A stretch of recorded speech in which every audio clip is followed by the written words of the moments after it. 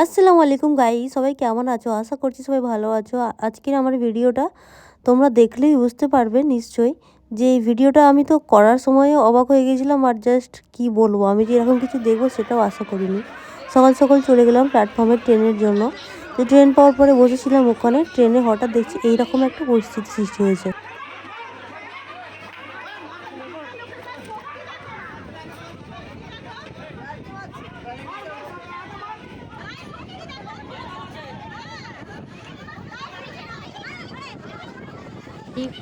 এই যে ছেলেটাকে সবাই ধরে মারছে, বিষয়টি হলো ছেলেটি লেডিস কামরাতে এসে সবাইকে উল্টোপাল্টা ইশারা করছে, নোংরা ইশারা করছে।